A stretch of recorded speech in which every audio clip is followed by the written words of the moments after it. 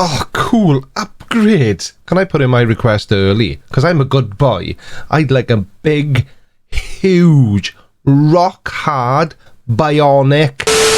Is the world ending December 21st, 2020? No, of course it isn't. And if it is, why are you smiling like that? And based on the accuracy of previous predictions, I'm not worried. But that being said, it's in 4 days' time, so I better get on with this video. Just in case. This is a list of the 190 people who have already predicted the end of the world. Even our very own Kent Hovind has predicted that it'll end in 2028. I just hope he's prepared for it. Go nuts on my nuts. Hello everybody, welcome to another episode of Playing a Blinder with me, the Creaky Blinder.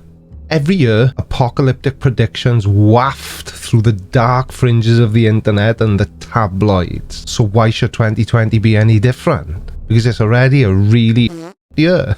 But the one thing they all have in common, like the one we're going to look at today, is that they never seem to be able to get it right. The world never actually ends. And I'm not complaining about that, obviously. Tidy! Is the world ending December 21st, 2020? Will there be an apocalypse? Should you be worried? Today I will share my view on the topic and 5 ways you can prepare for the event, the solar flash, or the end of the world, whatever you want to call it. Notice the way she laughed when she said, "Should I be worried?" I don't see anything funny about the end of the world. It's not a laughing matter. If, this time, they've got it right. Or is she laughing because her prediction, like all the predictions that have come before, is based on a dream or a thought or imagination? And that list I showed you at the beginning, I promise I'm definitely not going to bring up the number of times that the words God, Christian, religion and pastor are brought up in that list. Welcome to Spiritual Sunday. I am Julia, and if you're new, this channel is all about learning how to manifest success and abundance in your business and life. And how's that working out for you? Oh, that well, eh? Many of us thought that the world was going to end 2012. Well, that didn't really happen. No, really? I was wondering why we're still here. Talk about stating the obvious. But now experts are saying that it will actually end this year on December 21st. Well, if it's in the Evening Standard, that tabloid newspaper that gets given out for free on the streets of London every day, you've got my attention. And that people had interpreted the Mayan calendar all wrong. So what do I think? Well, if I'm being completely honest, I don't really care. But the Mayan calendar. Now, the Mayan calendar rose to fame in 2012. How can a calendar be famous? I've never met anyone famous, let alone a famous calendar. The Mayan calendar rose to fame in 2012 when a great cycle of its long count... Oh, careful. Right, I'm going to have to start this bit again. Sorry. The Mayan calendar rose to fame in 2012 when a great cycle of its long count component came to an end, inspiring some to believe that the world would end. But it didn't, did it? Because it's just a calendar. Well, I think in a sense the world is ending. In a sense? In a sense? I don't want in a sense. I want fire and brimstone and natural disaster. I don't really. I'm just saying it. But you know what I mean. The world is either ending or it isn't. Something can't end in a sense, or at least not in the way you mean anyway. As we can see in front of us, the matrix is just crumbling down right now. The debt-based economy is crashing. It's chaos on the streets. Everything that was mentioned in the Bible with like locusts, red sky, like all of that is actually happening right now. Now listen, I'll be the first one to admit that 2020 is not a year I'm gonna remember fondly. And I should. A few incredible things have happened to me this year. But unfortunately, and whether we like it or not, we are balls deep in a worldwide pandemic. And that pandemic has a knock-on effect. It's destroying the economies of the world. It sucks. It's not fun. But it's certainly does not mean that the world is coming to an end. And as far as locusts, I don't know where you live, but that's not really a problem in Swansea. And the pandemic has been mentioned in several holy scriptures. No, the Bible is definitely a holy scripture, and if me talking about religion upsets you, cover your ears. I've researched this quite considerably. I've googled it. Matthew 24 verse 6 through 8. You will hear wars and rumours of wars, but see to it that you are not alarmed. Such things must happen, but the end is still to come. Nation will rise against nation and kingdom against kingdom. There will be famines and earthquakes in various places. All these are the beginning of birth pains. Now, if you Google the Lagerlurgy in the Bible, the first verse it tells you to look at is Matthew 24, 6 through 8. Now, I could read it again, but I'm fairly certain that there was nothing in there that mentioned the Lagerlurgy in any description. So I'm not really sure what she's getting at, unless it's in a different religious research book. I mean, text book. I mean the Bible, a different Bible. So I think the old matrix is crumbling down, and I think December 21st will be day one of the new Earth. So, where we are now, let's just have a quick recap. So, another person who seems to think that The Matrix is a documentary and not a Hollywood film, and the world ending means that it ceases to exist. It is no more. We are all gone. It's not a reset. You can't have a do-over just because we've not been doing things right. That's not how end works. So what actually will happen on December 21st? Well, based on what I've read on other end-of-the-world predictions, I would have to say probably nothing.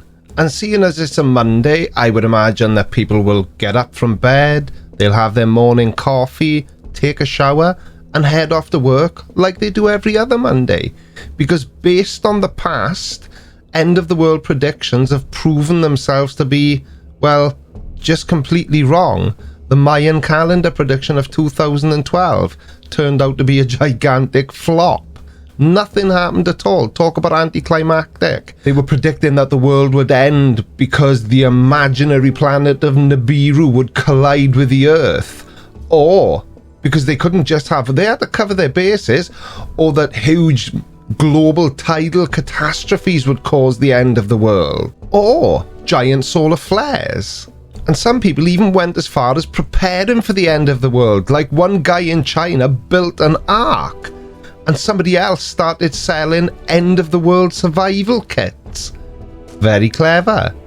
Completely useless, but very clever. Some people are saying that there will be a time split. So there will be a 3D timeline that we are on now, that people who have not ascended high enough will continue on, and the people who have ascended high enough will go on the 5D timeline. So there will be a split. So if we believe in the same things as you and the other people who are predicting the end of the world, we'll be fine. We get to ascend into this new 5D timeline. But if we don't believe the same as you, then we're all doomed and we're gonna die. There's something strangely familiar about that mindset, and I can't for the life of me think what it is. It'll come to me though.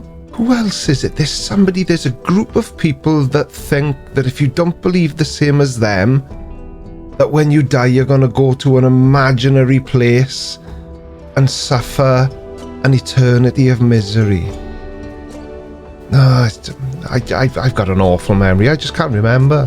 Other people are saying that there will be an apocalypse and that there will be chaos, and this, I guess, is a bit more fear-based view. A fear-based view, eh? Now the old cogs are really starting to turn. This does sound very familiar.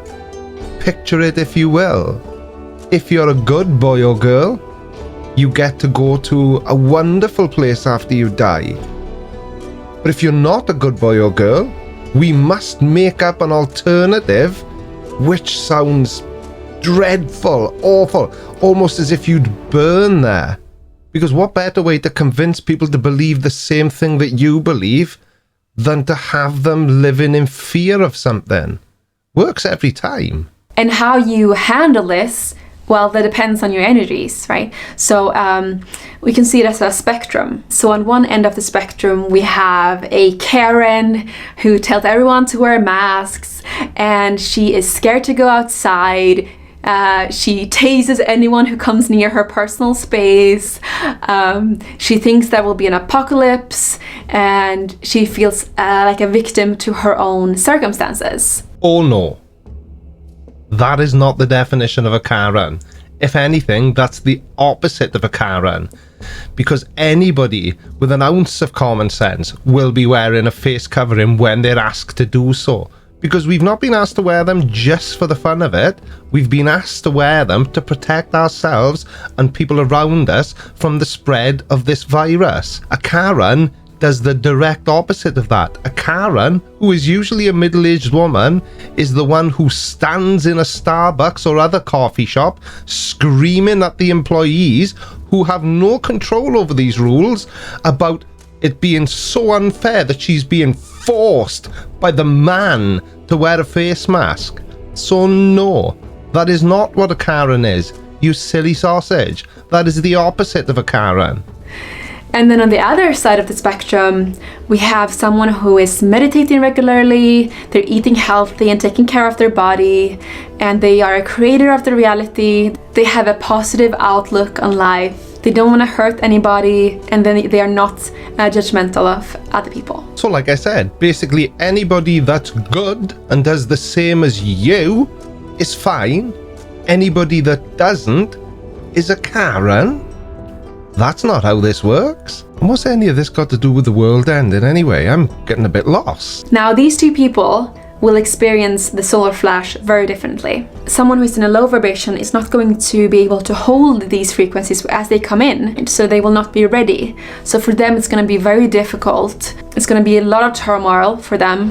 While for the other person who is on a higher vibration, they are going to absorb that energy and they're going to see upgrades. Oh, cool. Upgrades. Can I put in my request early? Because I'm a good boy. I'd like a big, huge, rock hard, bionic. I was going to say I don't want to have to wear glasses anymore. So now we will talk about how you can get ready for the solar flash, and no, it is not too late yet. There are 5 steps, and step number 1 is to detach from your ego. So as you might know, we have a soul. The soul is immortal and it never dies. And then we have the ego, who wants material things and get recognized and feel pleasure. And most of us are ego-driven. Whew, that was a close one. I briefly panicked then, and I don't mind telling you, I haven't got an ego, so I've got nothing to worry about. But I am glad she didn't tell me I had to detach from being funny, handsome, good-looking, popular. Then I'd have had a problem. Step number 2 is an obvious one, and that is that you need to raise your frequency. Yeah, frequency. Don't really know who Quincy is, but if getting him out of jail means the world isn't going to end, I'm all over it. So anything that makes you laugh and happy is a great way to raise your frequency. Raise your frequency. So you haven't got a frequency at all. I feel a bit silly now. Next, please. Step number 3 is to become plant-based. I'm not having an operation. Absolutely no way. But some flat earthers have got it made then, haven't they? Because a lot of them are already on the same intelligence level as a cabbage. So does that count as being plant-based? And I know this is a tough one. I was going back and forth between being a meat eater. Wait, you're a meat eater? Well, hello, my name's Creaky. I'm not that kind of meat eater. Sorry. Plant foods have a very high vibration, while dead animals have a very low vibration. Well, yeah, most dead things do. And it's also about karma, right? So really try to stay away from anything that has a heart. It's hard to increase your life force energy when you're eating death. Well, duh. But have you ever tried eating a cow that's still alive? It's bloody tricky. They try running away and everything. Try your best. If you are a hardcore meat eater and you find it very difficult, then I would recommend to slowly wean yourself off meat in a week and then do a juice detox. Right, hang on, can we just move on to the next point, because I'm far too childish for comments like this. You're a hardcore meat eater, juice. No, this isn't going to end well. What's the next step? Step number 4 is to do your shadow work. So if you have healing to do, if you have insecurities, you have ego issues, if you have traumas, if you have people you haven't forgiven, you need to really go inside and let go of these things. Well, unfortunately, that's easier said than done in a lot of cases, and I'm not going to bring religion into this at all, because this applies to all people. But if you think having the ability to forgive makes you better than somebody else, then it just doesn't, in my opinion. There are some things that just are unforgivable. Otherwise, we wouldn't have the word unforgivable, would we? I hope this video was helpful. What? 1, 2, 3. You said 5 steps. You've only given us 4. What the hell? How were we meant to sleep tonight? Now I'm just going to be consumed with anxiety as to whether or not the world is actually going to end on the 21st of December 2020, which is only 4 short days away. And that you know that you have nothing to fear when the event happens. And give this video a like if you liked it. It really supports me. Thank you so much. Well, of course, people will like it if they liked it. They're not going to like it if they don't like it, because that would be an oxymoron, wouldn't it? And anyway, I've had enough of you. You promised 5, you delivered 4. Look, I'm going. I'm not going to sleep tonight now. Ta-da. Alright, watch this next. But before you do, make sure you subscribe. By order of the Creaky Blinder.